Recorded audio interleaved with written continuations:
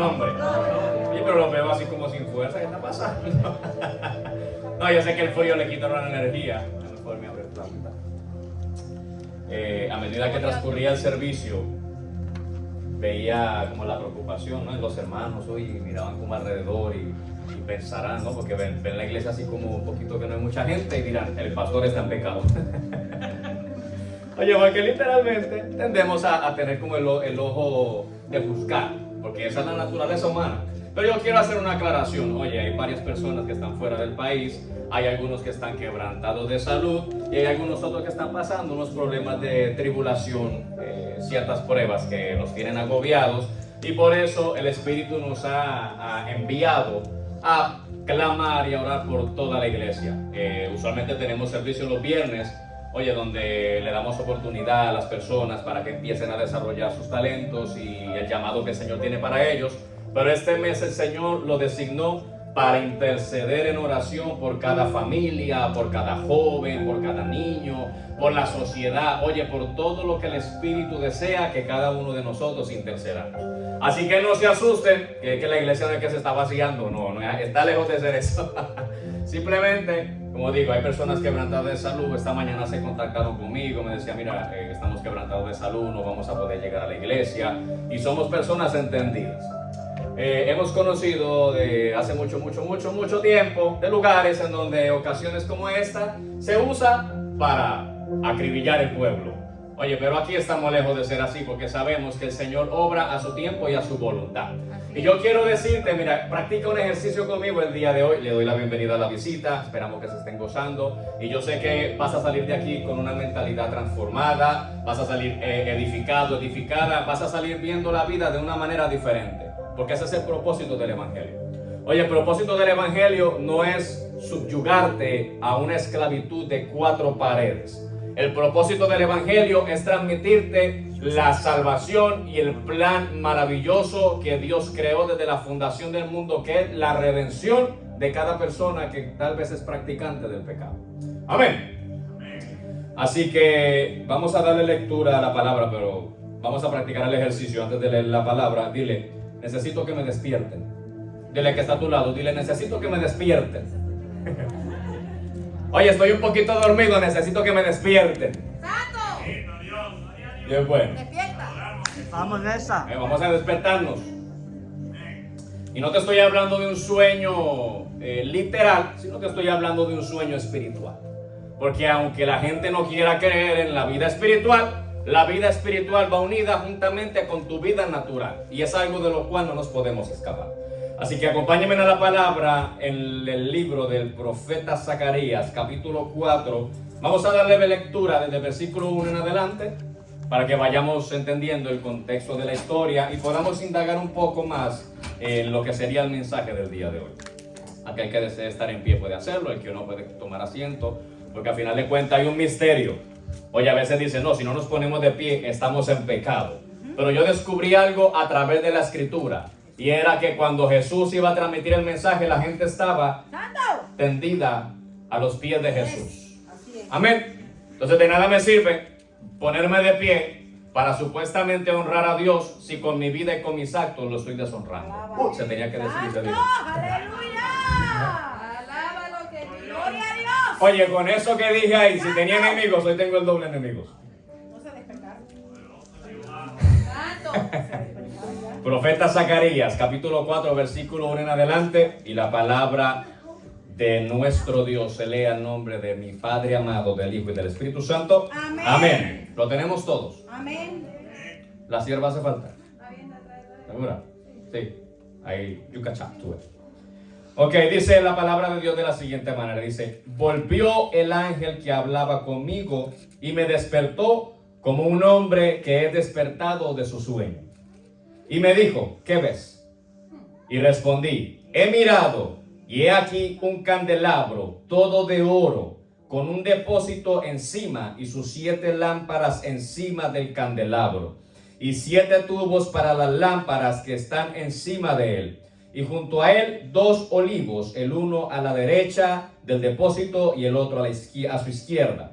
Proseguí y hablé diciendo a aquel ángel que hablaba conmigo, ¿qué es esto, Señor mío? Y el ángel que hablaba conmigo respondió y me dijo: ¿no sabes qué es esto? Y dije: no, Señor mío.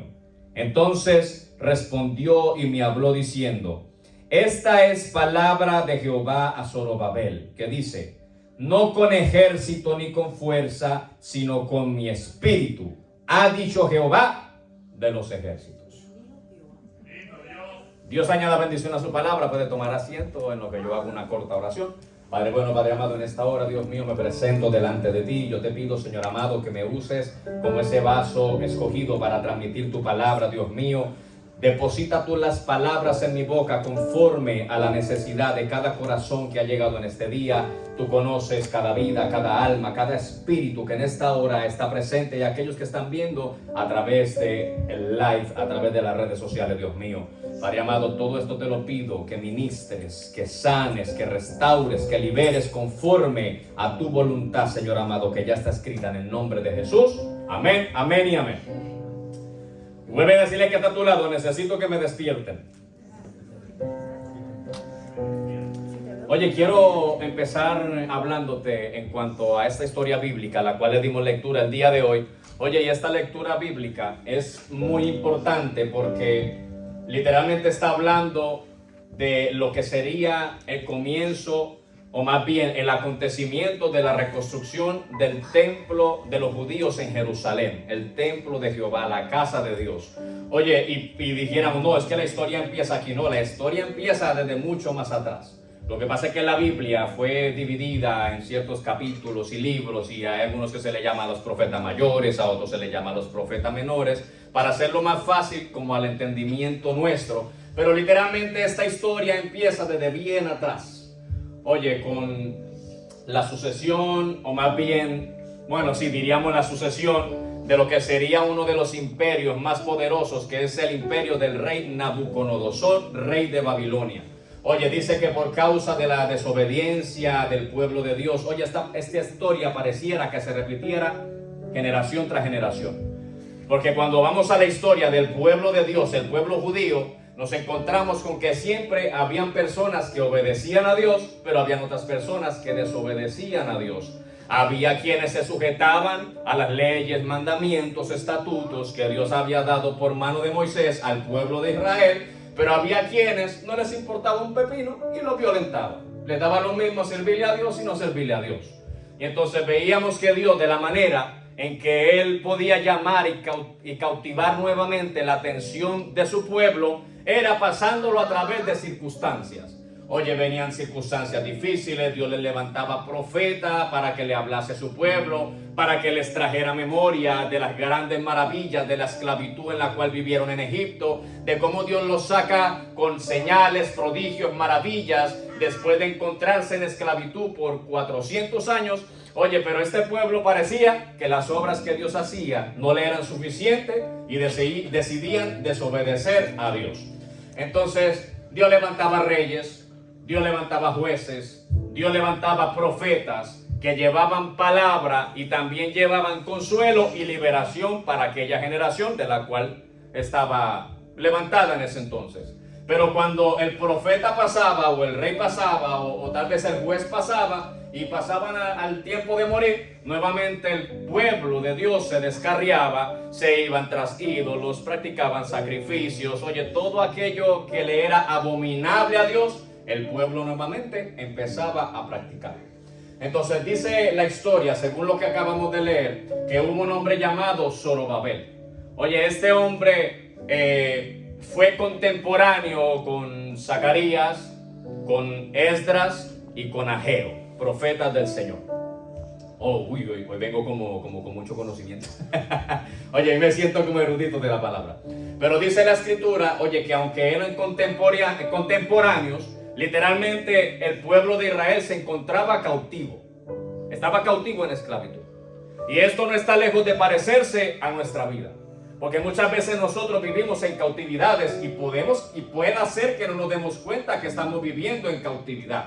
Oye, podemos decir: no, pero es que yo tengo mi trabajo, oye, yo tengo mi casa, yo tengo mi familia, sí, yo voy y trabajo 8 horas y después llego a mi hogar y me gozo con mi familia, pero aunque tú no lo quieras ver de esa manera, vivimos en esclavitud. Porque literalmente a veces nos hacemos esclavos del dinero. A veces nos hacemos esclavos, ¿qué te digo yo?, de sentimientos. A veces nos hacemos esclavos de personas y no nos damos cuenta de la magnitud de esclavitud en la que nosotros estamos viviendo. Pero si hay algo que la Escritura relata en cuanto al papel fundamental que Jesús vino a hacer a través de la redención y a través de la gracia, fue darle liberación a los cautivos. Y en cierto momento, en cierta época de la Escritura, dice: tierra de Zabulón y tierra de Neftalí, camino del mar, Galilea de los gentiles. El pueblo asentado en tinieblas vio gran luz, y el pueblo asentado en valle de sombra y de muerte, gran luz le resplandeció. Y desde entonces, literalmente, esa misma luz, esa misma guía, esa misma puerta abierta ha estado imperando desde que Jesús murió en la cruz del Calvario. Amén. Hubo personas que tuvieron el beneficio, el privilegio, digo yo, de ver a Jesús literalmente. Yo literalmente no puedo decir que yo caminé con Jesús, porque yo tengo apenas 30 y... ¿Cuántos años que yo tengo? 37. Yo tengo 37 años y pues literalmente Jesús estuvo hace más de 2000 años. O sea que yo todavía estoy lejos de decir, oye, yo caminé con Jesús. Pero hay algo más maravilloso que caminar con Jesús. Y es, yo puedo decirte, yo vivo con Jesús. Eso sí te lo puedo decir con certeza. Ah, pero ¿cómo que tú vives con Jesús? Sí, porque Jesús habita dentro de mí. Porque según la promesa que se hablaba desde el Antiguo Testamento, era que Dios no podía morar, o más bien no podía haber alguien que edificara una casa terrenal que pudiera soportar la gloria de Dios a su magnitud. Pero la Escritura dice que en cierto momento, en cierto tiempo y década de la historia, Dios se iba a hacer de un templo, no hecho con mano de hombre, sino hecho por Dios, para que la gloria y plenitud de Dios habitara en el hombre. Uy, qué lindo. A mí me gusta cuando empezamos en baja y vamos subiendo. Oye, es como cuando estamos adorando y Cristian me dice, mete la intensidad, y usted me ven ahí. Así me siento ahora en este momento. Pero literalmente, oye, Jesús vino a hacer material lo que únicamente estaba, ¿qué te digo yo? Morando más bien en el aire, o más bien lo que se había hablado a través de los profetas, pero que la gente no había podido ver con sus ojos. Y gloria al Señor, que cada uno de nosotros podemos ver lo que los profetas de la antigüedad anunciaron. ¿Y qué fue lo que los profetas de la antigüedad anunciaron? Que dentro de la iglesia de Jesús el poder de Dios se iba a magnificar, se iba a experimentar de una manera poderosa. Y cada vez que yo veo a mis hermanos en la iglesia, yo digo, oye, ahí está la gloria de Dios. Oye, cada vez que yo veo a una persona en la iglesia, aunque no haya hecho confesión de fe, ahí digo, ahí está el poder de Dios. Aunque yo vea a una persona, así sea en la calle, en la condición que esté viviendo, por fe yo digo, ahí está la promesa de Dios. ¿Qué leía la hermana Luz? Viviendo por fe. Y en cierto momento, en cierto versículo, dice la Escritura que nosotros vivimos por fe y no por vista. Que yo no vivo conforme a lo que yo veo, sino conforme a lo que yo creo. ¿Y qué es lo que tú estás creyendo el día de hoy? ¿Qué es lo que tú estás creyendo de ti el día de hoy? ¿Qué es lo que tú estás pensando de ti el día de hoy?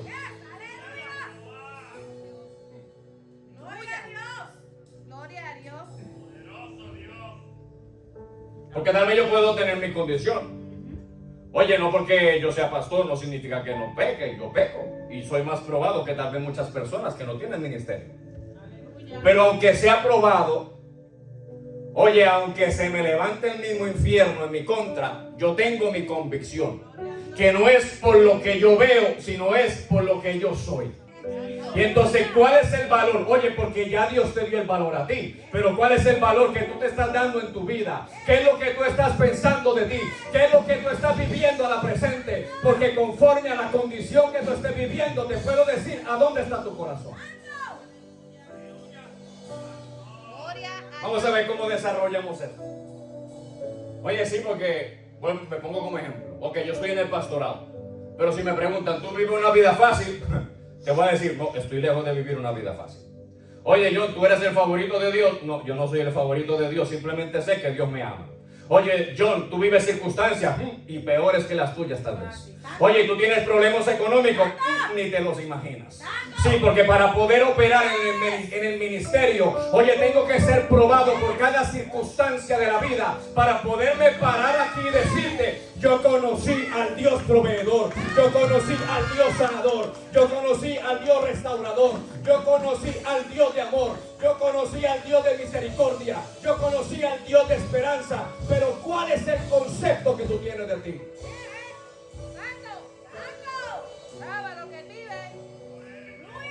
Johnny, ¿qué pasó con Zorobabel? Déjame a Zorobabel quieto porque ahora estoy hablando contigo. Ya entraremos a Zorobabel. Oye, pero hay un dato curioso del tal mentado y llamado Zorobabel. Oye, que a veces hay información que pasamos por alto de la escritura, pero Zorobabel formó una parte muy importante en el linaje de Jesús. Porque en el capítulo número 3 del Evangelio de San Lucas, Lucas habla de la genealogía de Jesús. Y en cierto punto y trayecto de la historia dice el nombre de Zorobabel. O sea que a través del linaje de Zorobabel, oye, también viene el linaje de Jesús. Oye, ¿qué te quiero decir yo con eso? Oye, que si Zorobabel pasó por las circunstancias que pasó y aún así fue el linaje de Jesús, ¿qué tú crees que Dios puede hacer contigo el día de hoy? Si tú no eres simplemente el linaje de Jesús, sino que tú eres hermano de Jesús, tú eres hijo de Dios, tú eres real sacerdocio, tú eres nación santa, tú eres pueblo adquirido por Dios. ¿Qué más tú necesitas que yo te diga en esta mañana? ¿A qué tú crees que yo vine aquí? Yo no vine aquí a venir con palabras de humana sabiduría, a hablarte aquí al oído, a decirte: te profetizo que mañana vas a tener carro nuevo, o a profetizarte que tu matrimonio se va a arreglar, o a profetizarte que tu vida te va a cambiar. No, yo vengo aquí a despertarte el espíritu que ya está dentro de ti.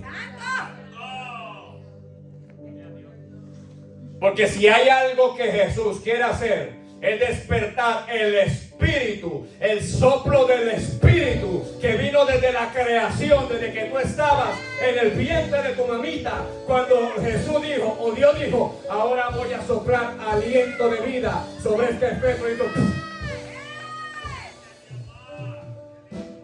Pero es que yo no había confesado a Jesús. Sí, pero decía el salmista: mi embrión vieron tus ojos. ¿Y qué quiere decir eso? Que aunque tú no lo creas a la presente, tú vienes de la presencia de Dios. Que si el día de hoy tú estás aquí, tú saliste de Dios, y que tal vez estés caminando en el camino incorrecto, pero Dios tiene propósito contigo, y que Dios quiere llamarte hijo, que Dios quiere llamarte hija. Pero ¿quién es el obstáculo? El obstáculo eres tú con tus pensamientos.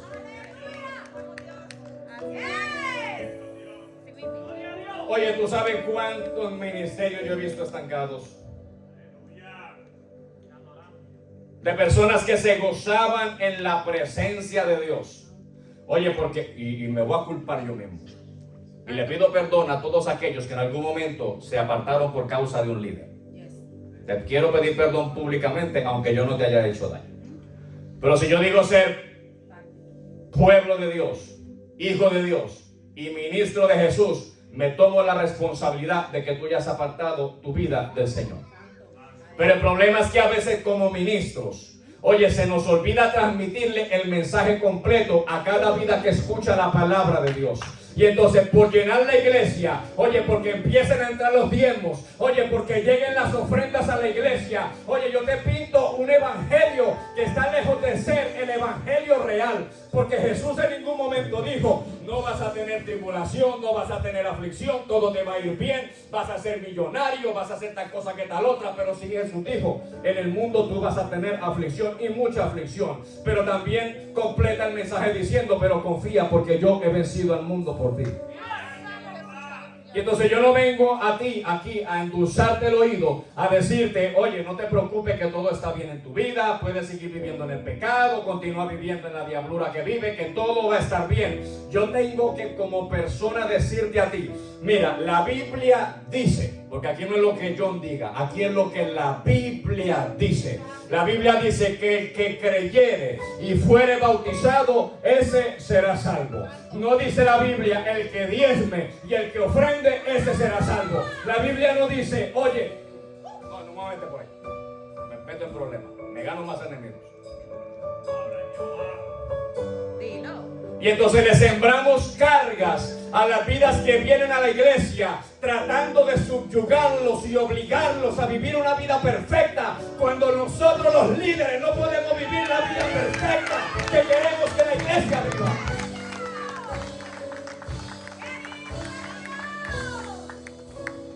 Alaba lo que vive.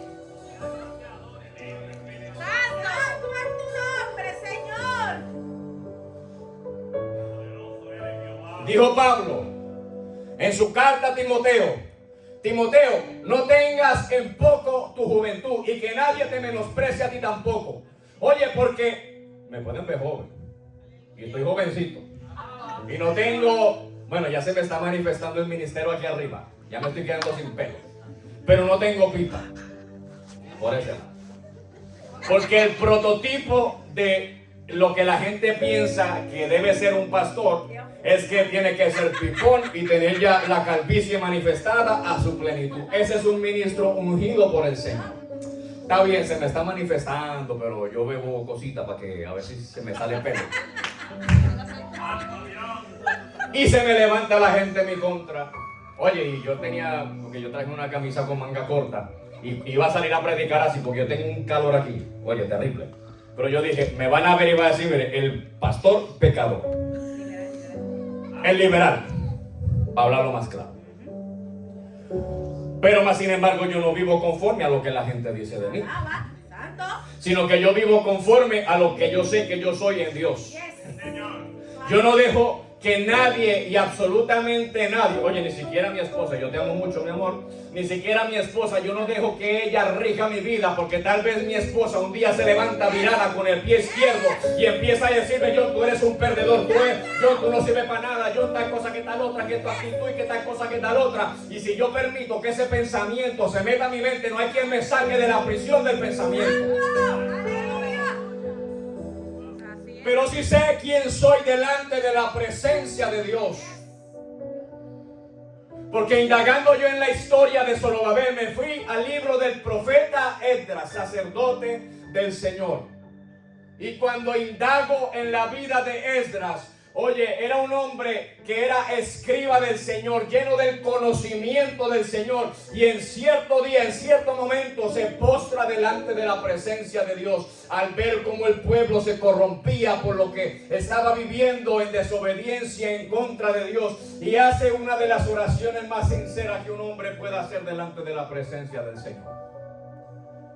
Esdras no viene a decirle, Señor, como cuando vino allí el publicano y llega el fariseo, y entonces el publicano se presenta en la presencia de Dios y dice que estando a lo lejos no se atrevía ni siquiera a levantar su rostro para ver la presencia de Dios, o más bien a donde estaba el templo. Pero dice que llegó el fariseo, el santurrón aquel, oye, que tenía los flecos extendidos aquí, con, tú sabes, sus decoraciones, que se ponían el manto en la cabeza o lo que sea que llegara, y viene delante de la presencia del Señor y le dice, Señor, yo te doy gracias porque yo no soy como aquel publicano pecador. Y Señor, yo sé que se lo va a llevar el diablo porque es un pecador. Y empezó a justificarse delante de la presencia de Dios. Y dice en la parábola que Jesús está transmitiendo, ¿qué ustedes creen? ¿Quién salió más justificado de la presencia de Dios? Porque les vengo yo a decir, oye, que salió más justificado aquel publicano que no se atrevía ni siquiera, oye, a levantar su rostro dirigido hacia la presencia de Dios, porque había conocido la condición pecaminosa en la que vivía, sino por el contrario le decía, Dios, yo únicamente que te pido a ti que seas propicio a mi pecado, sé propicio a mi pecador. Oye, la oración de arrepentimiento más sincera y no la del fariseo que venía con hipocresía delante de la presencia del Señor. Y Esdras hizo de la misma manera que hizo este publicano.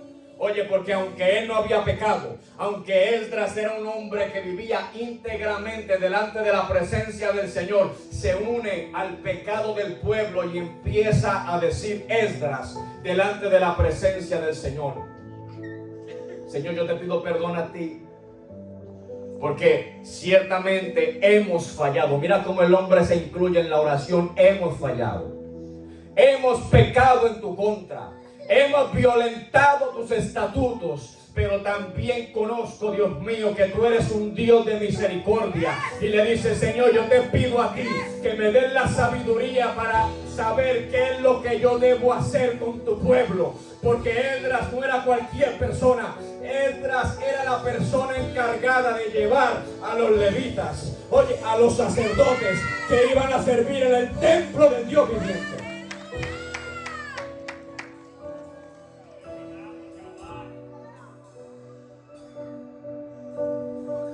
No, pero a veces nos jactamos nosotros la boca, oye, de decir: no, es que este pecador, mira, uy, ese homosexual se lo va a llevar el diablo, ese ladrón se lo lleva el diablo, ese que está en vicio se lo va a llevar el diablo. Pero se nos olvida que Jesús dijo en la escritura: ciertamente vosotros, fariseos hipócritas. Algo yo les voy a decir a ustedes: que ustedes que eran parte del pueblo escogido van a ser destituidos por su corazón lleno de maldad. Y les digo una cosa, fariseos hipócritas, que ciertamente los publicanos, las rameras y todos aquellos pecadores van delante de vosotros a la presencia del Señor, porque aquellos que estaban cerca van a ser desechados de la presencia de Dios, porque se volvieron insensibles a la voz de Dios. Dile que está a tu lado: ya me están despertando. Porque hay unos que se están durmiendo. Ya me están despertando. Ahora sí, vamos a hablar de nuestro amigo Zorobabel. Dice, según el relato de los tres profetas, tanto Esdras como Ageo y como Zacarías, habla de Zorobabel como aquella persona a la cual Dios designa para la reconstrucción del nuevo templo en Jerusalén. Pero tenemos que, oye, indagar en el contexto de la historia de cómo es que se presenta el suceso de la reconstrucción del templo. Oye, dice la escritura que todo lo que fue escrito para nuestra enseñanza y nuestro conocimiento. Y algo le tengo que decir a cada alma y espíritu que está en este lugar, y es que lo que tú estás viviendo el día de hoy no es la primera vez que te pasa o que le pasa a alguien, porque esto ya ha pasado a través de la historia, sea la cual sea la condición en la que estás viviendo. Tú dirás: no, es que a mí es el único que me ha pasado. No te preocupes, que hay muchos más que están pasando la misma condición. Pero aquel hombre designado a la reconstrucción del templo dice que Dios, oye, porque la reconstrucción del templo no nace de una persona que le servía a Dios. Mira cómo obra Dios. La reconstrucción del templo nace de la persona que tenía cautiva al pueblo de Dios. Y dice que Dios le da la orden al rey Darío, rey persa, de los que tenían la guerra con Dios. No sé cuál fue la experiencia que tuvieron, pero lo único que yo sé es que después de la experiencia que Darío tuvo con Dios, escribe una carta diciendo lo siguiente: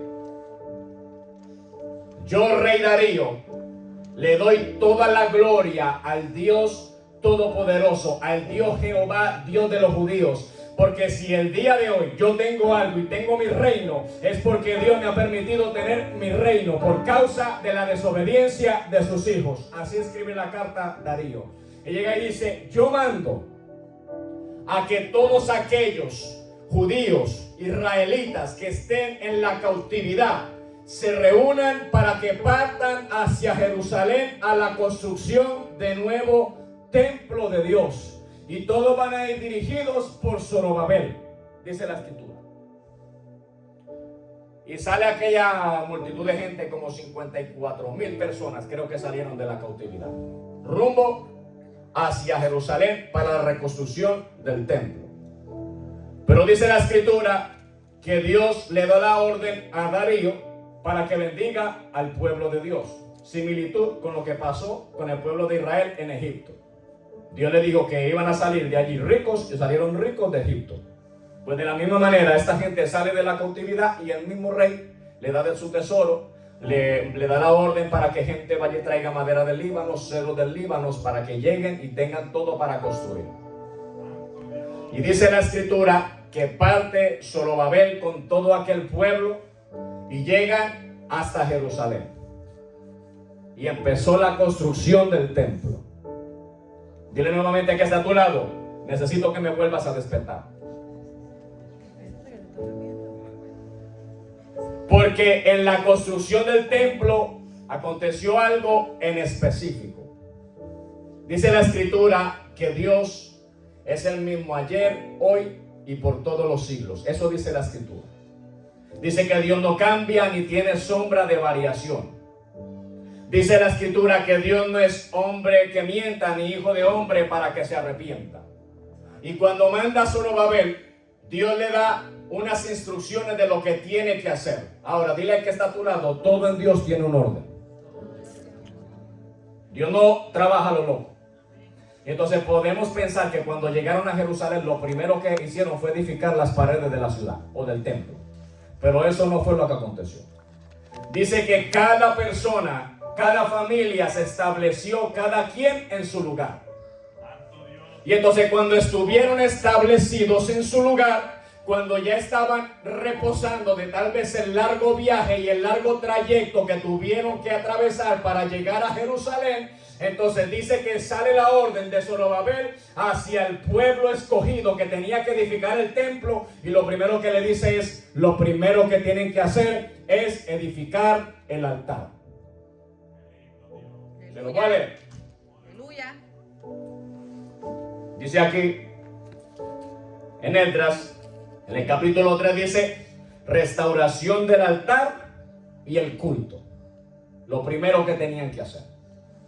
Y esta gente tenía el conocimiento de lo que era el altar y el culto que se le servía, que se le tenía que rendir a Dios. Y dice la escritura que lo primero que hacen es edificar y restaurar el altar y el culto, donde se traían los sacrificios que se hacían en ofrenda para reconciliación del pueblo y redención de los pecados. Allí se degollaban los carneritos, los machos cabríos, las vacas, lo que sea que mataran allí, para reconciliación del pueblo, como ofrenda a Dios. Y dice que cuando empezaron la labor de edificar el altar, que nuevamente lo restauraron y empezaron los sacrificios, dice que el pueblo sintió gran gozo y empezó una algarabía en aquel lugar. Oye, esa gente gritaba. Habían unos que gritaban, habían otros que lloraban, habían otros que reían, y que de la confusión que había en cuanto a tanto griterío que había, no se podía entender qué era lo que estaba pasando. Pero sí aconteció algo a la distancia, y es que los enemigos de Israel, cuando escucharon la algarabía y el grito que había allá, empezaron un plan para detener la construcción del templo en Jerusalén.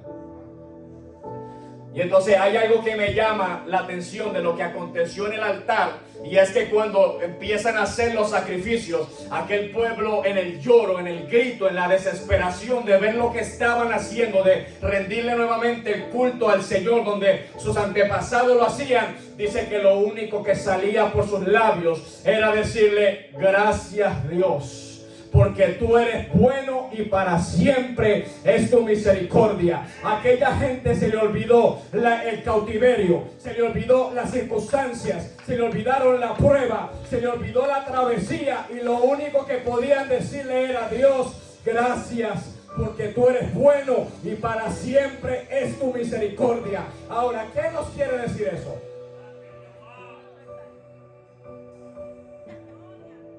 Que nuestro altar posiblemente se encuentra derribado.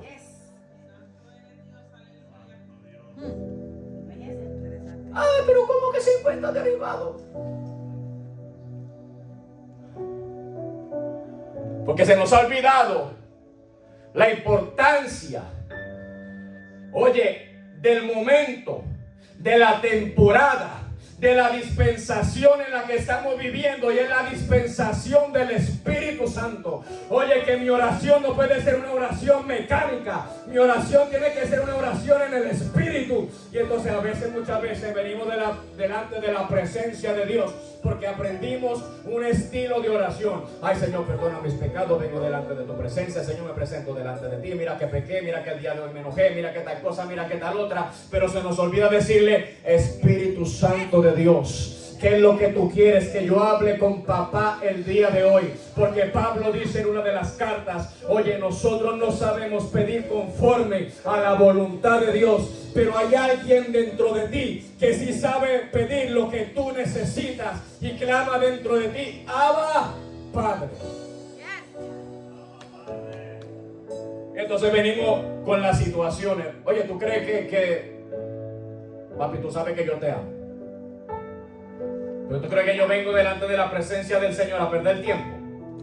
Hay momentos que en la oración que estoy haciendo en el Espíritu, oye, no me da ni tiempo de presentarme con la oración mecánica a pedirle a Dios por todos los pecados que hice en el día. Sino que hay momentos que cuando vengo a la presencia de Dios, oye, y el Espíritu empieza a fluir a través de mi vida, y empiezo en la oración a fluir lo que digo: Señor, mira tal vida de la iglesia, Dios mío, mira lo que está aconteciendo con cada familia, y por ahí me voy en la oración, y cuando termino la oración, que ya me acuerdo: ay, Dios mío, no me presenté para presentar mis pecados delante de ti. El Espíritu me dice: no te preocupes, que tus pecados son perdonados.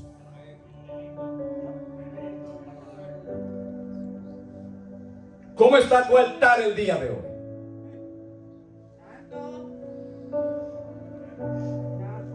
El templo ya Dios lo edificó. El apóstol Pablo, con un ánimo efervescente, diría yo, con un ánimo, oye, de llamarle la atención al pueblo, le decía: oye, ¿es que acaso vosotros no sabéis que vosotros sois templo del Espíritu Santo? Oye, ¿qué hacéis envolviéndote en las cosas del mundo cuando tú eres, oye, el templo del Espíritu Santo? ¿Qué haces tú preocupándote por las situaciones de la vida cuando tú eres templo del Espíritu Santo? Oye, ¿qué tú haces llorando día y noche cuando tú eres templo del Espíritu Santo?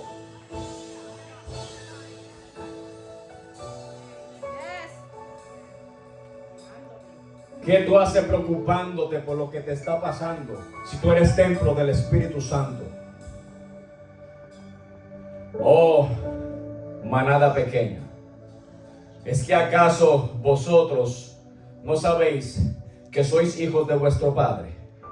Y si alguno de vosotros tuviese hambre, oye, ¿tú crees que tu padre, sabiendo que tú tienes hambre, en lugar de darte un pececillo o un pancito para que te alimentes, te va a dar una roca para que tú te alimentes? Oh, generación incrédula, si vosotros, siendo malos, sabéis dar buenas dádivas a vuestros hijos, cuanto más tu Padre que está en el cielo no te dará lo que tú necesitas.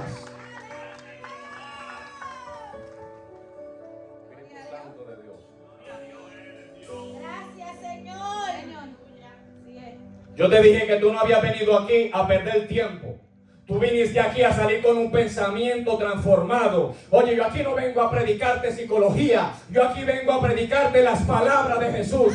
Yo aquí vengo a decirte: en el mundo tendrás aflicción, pero confía que Jesús ya venció el mundo por ti. Yo vengo a decirte: oye, no te sientas solo porque Jesús está contigo. Oye, deja de llorar porque Jesús te consuela.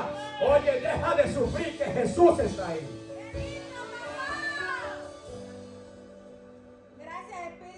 Oye, a veces nos envolvemos tanto en las situaciones de la vida que se nos olvida quiénes somos nosotros delante de la presencia del Señor. Oye, ¿tú crees que a Zorobabel no le vino la preocupación? Seguro que sí. Cuando empiezan a edificar el altar, que aquella gente agradecía a Dios por la grandeza, la misericordia y lo que hacía por ellos, yo me imagino que la presencia del Señor se derramó por toda aquella región. Oye, que aquellos impíos enemigos de Dios sintieron la presencia de Dios y sintieron el temor, oye, que les arropaba desde los pies hasta la cabeza. Y entonces ahí es donde el diablo se levantó y puso en el corazón de algunos en levantarse a detener la obra. Oye, ¿qué te quiero decir eso? Que tal vez tu obra se detuvo. Oye, tal vez tus planes y proyectos se detuvieron. Oye, sí, hubo un levantamiento, pero es algo temporal. Oye, te tienes que levantar. Oye, tienes que empezar a caminar. Oye, no puedes quedarte estancado. Oye, no puedes quedarte en el lugar en el que estás. Oye, tienes que levantarte, porque llegó el momento en donde tú levantas los ojos. Alza tus ojos y mira. Mira los campos, porque la cosecha está lista. Ahora es que viene el momento de la siembra y la cosecha. Lo que tú has sembrado hasta el día de hoy es lo que tú vas a cosechar el día de mañana. Y el día de mañana no es de aquí a 20 años, el día de mañana es hoy. Hoy yo te digo de parte del Señor, a partir de hoy tú vas a empezar a cosechar. Si sembraste para el Espíritu, vas a cosechar del Espíritu. Si sembraste para tu carne, vas a cosechar de tu carne. Oye, pero si el mensaje ha venido el día de hoy, es para decirte, si estás un poquito desalineado, alíñate, porque ahora es que tú vas a empezar a cosechar. Sí, porque mis misericordias son nuevas cada mañana. Pero decir, hombre, que yo he vivido apartado de la presencia de Dios. Yo he estado en la bebida, en el cigarrillo, he estado de malas palabras y cuántas cosas malas he hecho. ¿Por qué Dios tiene que tener misericordia conmigo? Y si tú me preguntas a mí, yo no te tengo la respuesta tampoco, porque yo mismo me pregunto a Dios, ¿y por qué tú tienes tanta misericordia conmigo? Pero siempre recibo la respuesta divina, porque te amo. Señor, pero es que yo estoy lejos de ser perfecto. Como quiera, te sigo amando. Señor, ¿y por qué tú pusiste tus ojos en mí? Porque te amo. Sí que yo no soy nada especial. Sí, pero yo te amo. Pero ¿y por qué tú me amas tanto? Porque te amo. Pero ¿y por qué tú me amas tanto? Pues ¿por qué? ¿Por qué? O sea, ¿por qué tú simplemente me amas? Porque yo te amo. Entonces, mientras que no nos metamos ese pensamiento en nuestra mente de que hay alguien que me ama, no vamos a poder seguir caminando. Mira, yo no soy persona de depender de absolutamente nadie. Yo no dependo ni de una llamada, yo no dependo de una visita, yo no dependo de nadie más que de mi Dios. Y a mí, mientras que a mí Dios no me falte, yo vivo en plenitud. A mí a veces la gente me pregunta, oye, pero tú eres una persona así, que como que tú no eres muy dependiente a tal cosa que tal otra, porque yo he conocido quien me conoció. ¿Quién te llama? Oye, y no es que yo no viva rodeado de personas. Yo tengo muchos amigos, hermanos y familia en Cristo, que es mucho más allá de lo que tuve cuando estuve en el mundo. Pero nunca me he sentido solo. Por el contrario, a veces la gente se acerca a mí. Oye, la gloria del Señor, pero a veces yo me siento como un imán. Oye, yo voy pasando y la gente empieza como a pegarse. Oye, y como que voy por el otro lado y la gente empieza a pegarse. Oye, ¿por qué? Porque la luz, oye, resplandece en medio de la tiniebla. Y a veces, sin tú darte cuenta, la gente te está viendo a ti. Oye, no con los ojos carnales, sino con los ojos espirituales.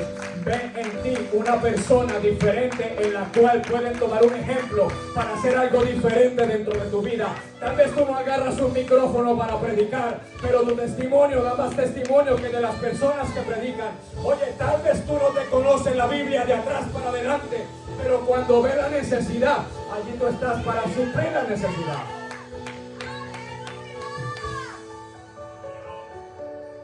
Y se detuvo la obra de la reconstrucción del templo. Y el ánimo del pueblo se decayó. Y se detuvo, oye, no, ni por un día ni dos, fueron años que se detuvo. 3 reinados pasaron.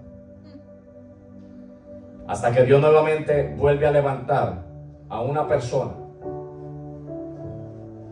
Y le dice, porque, oye, mira que Dios usa los mismos enemigos para bendecirte, yo te digo. Santo. Porque los enemigos, al ver que Dios nuevamente pone en el corazón de Zorobabel y le dice, ahora es que tú tienes que empezar a construir. Y Zorobabel da la orden y empieza nuevamente la construcción.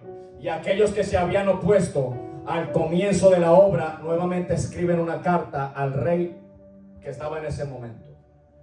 Y empiezan una carta bien bonita diciéndole, oh amado rey, grande tú eres. Y entonces a la gente que le gusta lamber y todas esas cosas, que te envían un mensajito así bonito para después tirarte la piedra. Oye, y entonces viene así. Yo sé que a veces uso palabras así, pero es que yo soy así, ¿qué puedo hacer? Yo no puedo venir aquí con palabras de universidad porque tal vez todos no somos universitarios, ni siquiera yo fui a la universidad. A veces me aprendo palabritas de diccionario, pero a veces yo mismo ni las entiendo. Pero yo tengo que hablarte del lenguaje común de lo que yo conozco. Yo conozco de mecánica, conozco de campo, yo conozco de campo, conozco de construcción, pues de eso yo te voy a hablar. Porque yo no creo, ¿hay algún doctor aquí? ¿No? ¿Algún abogado? ¿No? Ah, pues entonces estamos bien, todos me están entendiendo. Entonces,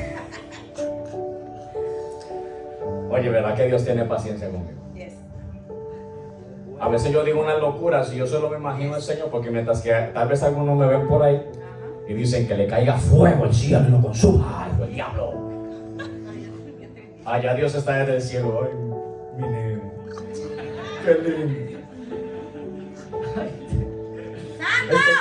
Este cabezoncito que me hace reír. Oye, a veces yo me echo unos chistes yo mismo y yo me imagino a Dios riéndose conmigo. Y yo empiezo a reírme. Malos. Mi esposa dice que son malos, pero yo imagino que Dios se ríe. No porque sea bueno el chiste, sino porque dice, oye, que mucha misericordia tengo que tener contigo, papi lindo. Lindo, mamá. Y entonces aquellos enemigos envían la carta y le dicen, no, amantísimo rey, que tal cosa, que tal otra. Aquellos judíos que son pueblos rebeldes y que se levantan en contra de todos los reyes de la tierra y que hacen sedición y tanta vaina, que son enemigos de los reyes, están nuevamente edificando la ciudad. Oye, y allí tu enemigo diciendo, oh sí, oye, Dios, viniendo delante de la presencia de Dios, diciéndole, oye, Dios, mira aquella pecadora, esa Melanie es una pecadora que sale con actitud, que tal cosa, que tal otra, y que no merece tu gracia, que tal cosa, que tal otra, y siguen por ahí indagando en la oración supuestamente santificada y celestial, pero allá arriba dos diciendo, no te preocupes, que a ti mismo te voy a usar para bendecirla a ella.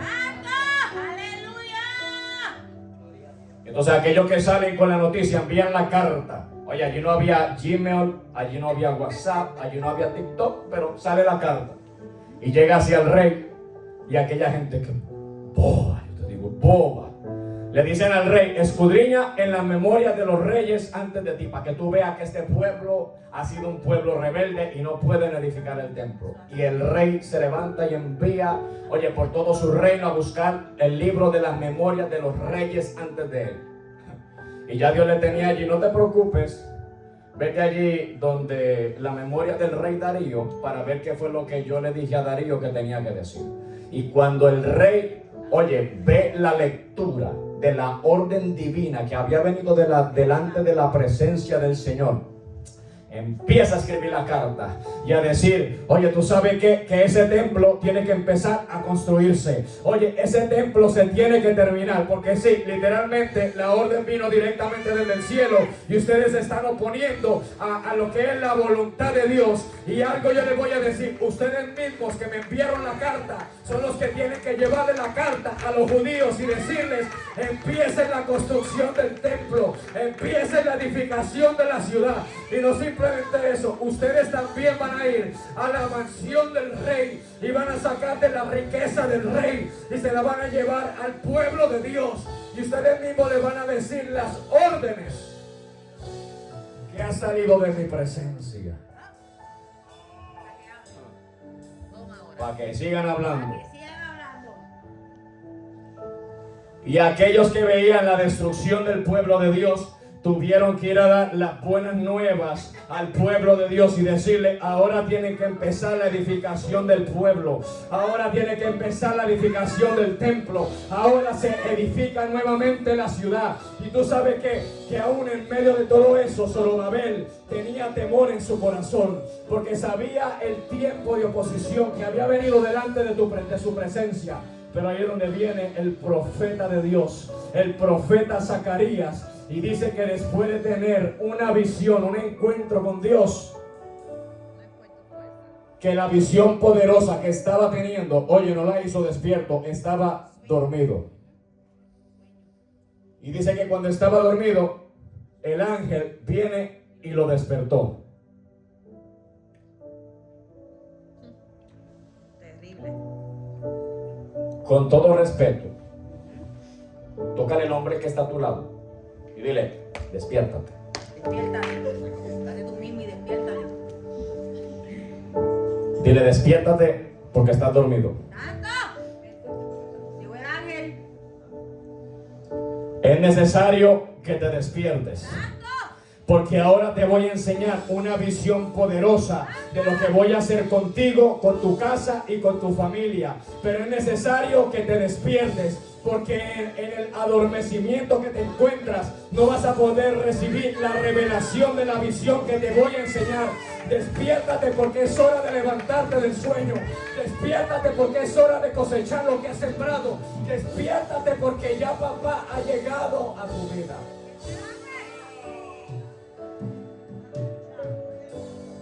Y la visión que leímos, que el ángel le da al profeta Zacarías, era una visión profética de la manifestación del Mesías.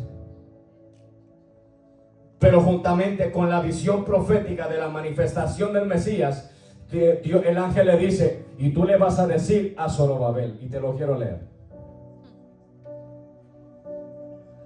El profeta ungido por Dios. Yo imagino que ese hombre ayunaba y oraba, pero no entendió la visión que el ángel le estaba transmitiendo y tuvo que decirle, ¿qué es esto, Señor? Que no entiendo. Oye, si tú no estás entendiendo la circunstancia que estás viviendo, ¿para qué tú tienes boca si no hablas y preguntas? ¡Alaba!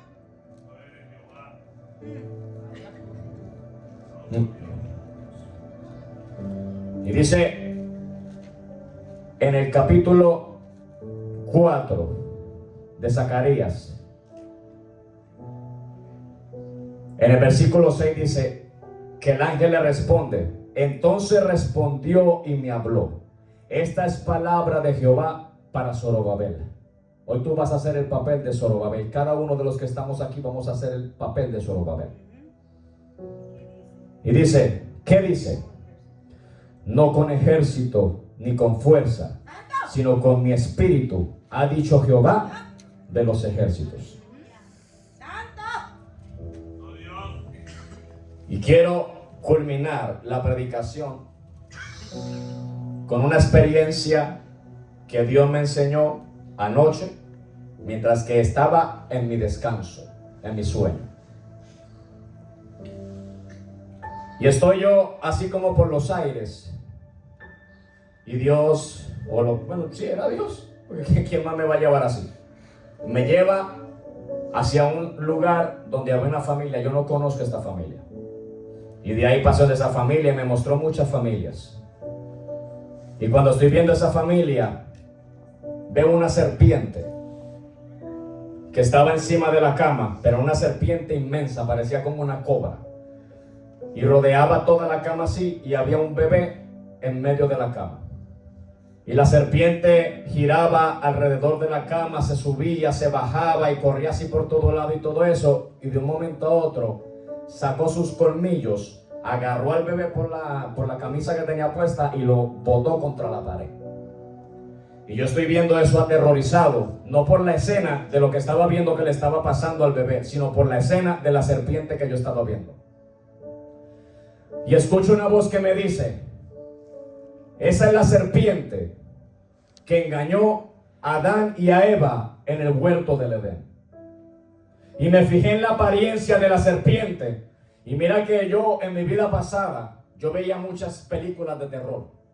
Y veía todos esos espantos y demonios que muestran ahí.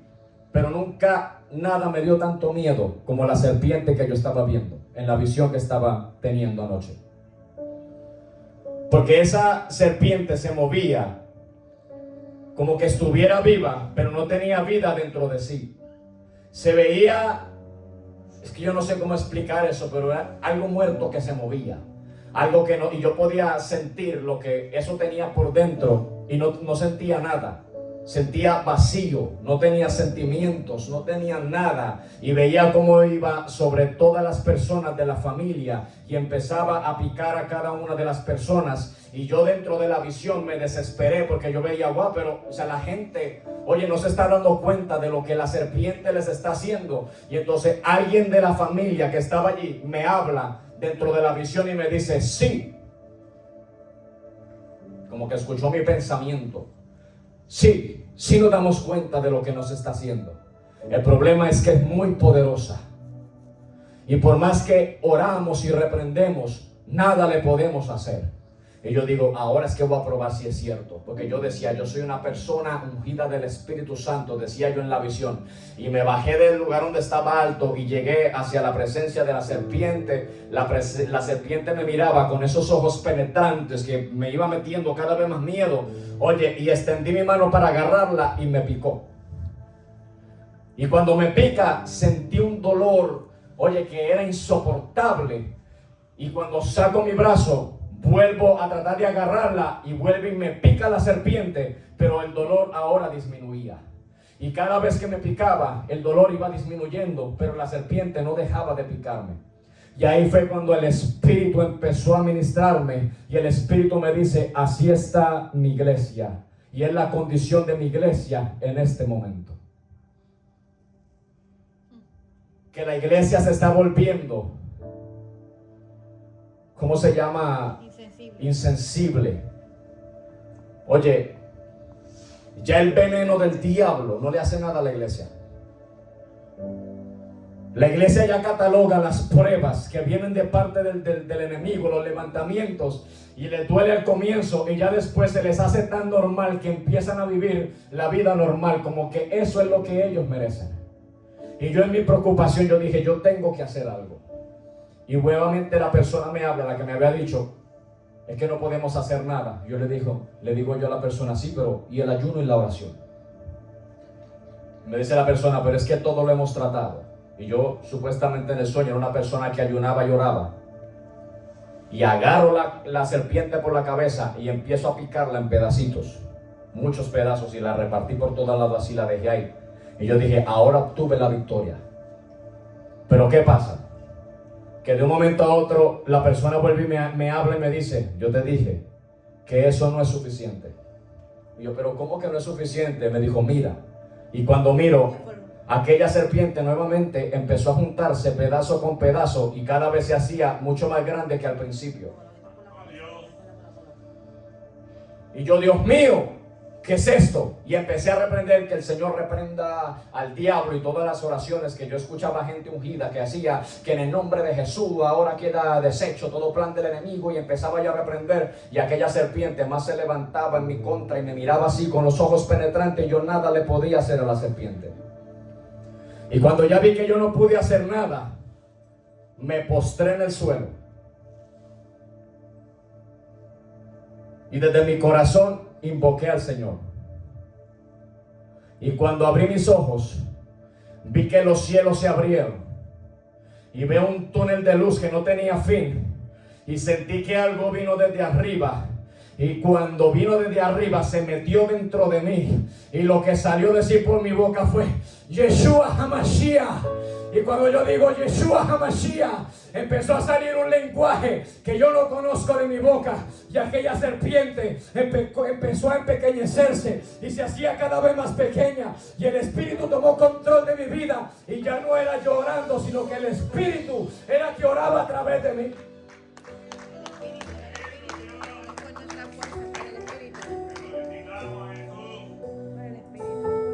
Y ahí es donde el Señor me ministra.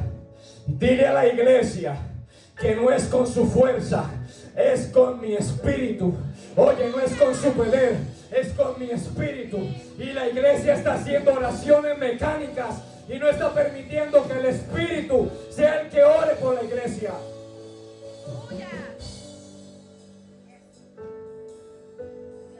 Y las condiciones que tú ves el día de hoy que no están cambiando, es porque tú lo estás haciendo con tu fuerza y no con el Espíritu Santo de Dios. Porque cuando más traté de hacerlo con mi fuerza, nada podía yo hacer, todo me quedaba en vergüenza. Oye, por más que trataba, que me preocupaba y me esforzaba, nada yo podría hacer. Hasta que vino el Espíritu Santo dentro de mí, fue el que clamó desde adentro de mi corazón hacia el Padre, y el Espíritu fue el que hizo la obra en contra del enemigo. Vamos a estar de pie, iglesia.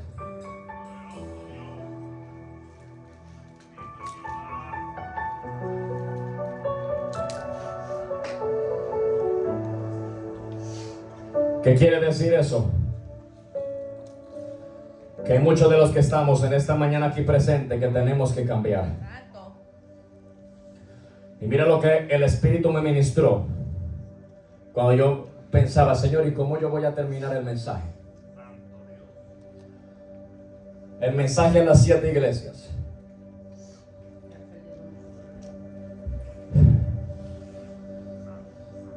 Mira que tengo algo contra ti, que has perdido tu primer amor. Por tanto, mira de dónde has caído. Arrepiéntete mientras que tengas tiempo y vuelve a las primeras obras. Hay gente el día de hoy, ustedes saben que yo no soy de maquillar los mensajes, y yo te hablo la verdad como tiene que ser. Hay gente aquí que tiene que arreglar su vida con Dios, así de sencillo. Hay gente que tiene que empezar a edificar porque no están ni orando, no están ayunando y no están leyendo la palabra. Eso fue lo que me ministró el Espíritu. Y la orden que vino de parte de Dios para Zorobabel fue: edifica primero el altar y restablece el altar, y entonces después se echan los cimientos del templo. Y una vez que se eche el cimiento del templo, se va a empezar la construcción. Y en ese trayecto hubo obstrucción, hubo gente que se detuvo a hacerle la guerra a Zorobabel. Pero después vino palabra alentadora de parte de Dios a decirle: ahora es tiempo de edificar. Y así te digo, iglesia, en esta mañana, ahora es tiempo que empieza nuevamente la edificación del altar, del templo, porque hay cosas nuevas para ti. Y voy a hacer un llamado. Aquel que quiera arreglar su vida con el Señor, pasa por aquí, que yo quiero orar por ti. Yo personalmente voy a orar por ti. Es hora de que arregles tu vida con Dios.